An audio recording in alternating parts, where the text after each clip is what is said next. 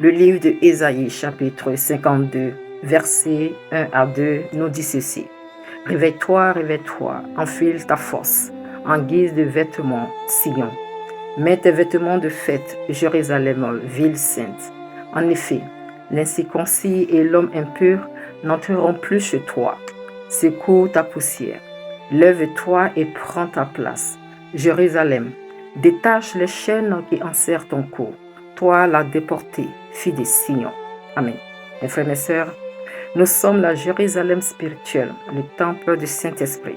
Nos ennemis qui sont représentés ici par l'incirconcis et l'homme impur sont des esprits qui se sont installés dans notre vie à cause des portes spirituelles que nous avons ouvertes, à travers certains de nos agissements malsains ou par notre endormissement spirituel.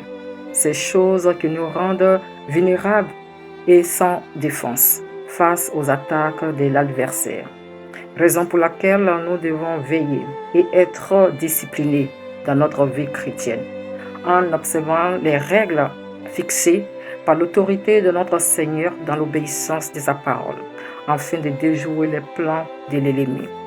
Réveillons-nous, nous donc, où nous sommes tombés, et reprenons notre véritable identité d'enfants de Dieu, en nous éloignant de mauvaises pratiques qui nous maintiennent captifs dans les prisons spirituelles.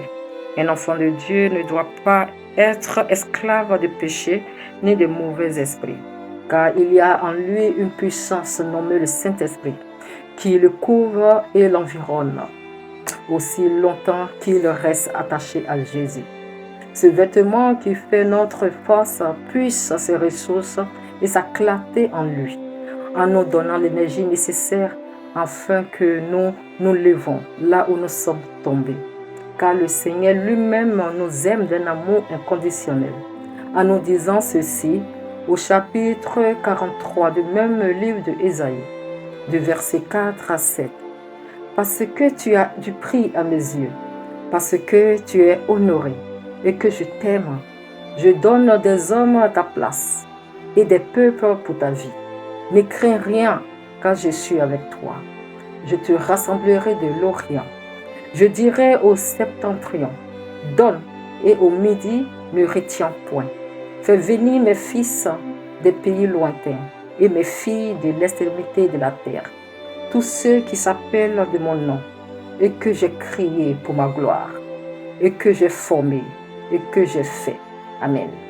Mes frères et sœurs, le Seigneur nous a marqués de son sceau et consacrés par son onction, en mettant dans notre cœur les dons du Saint-Esprit, qui est la manifestation de sa puissance, afin qu'en restant enracinés en lui, nous ne soyons pas terrassés par l'ennemi.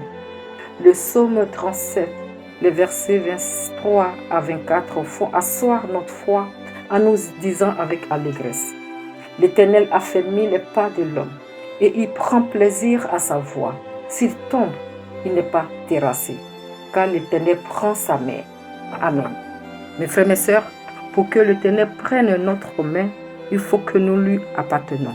Il reconnaît alors notre présence en tant qu'enfants de Dieu dans l'obéissance de sa parole. Humilions-nous donc sous la puissante main de notre Dieu, afin qu'il nous élève au temps convenable. Déchargeons sur lui tous nos soucis, car lui-même prend soin de nous. Soyons donc lucides et veillez afin que l'incirconcis et l'homme impur ne rentrent plus dans notre maison. Je vous embrasse d'un baiser fraternel. Je suis votre sœur Esther Catherine. Amen.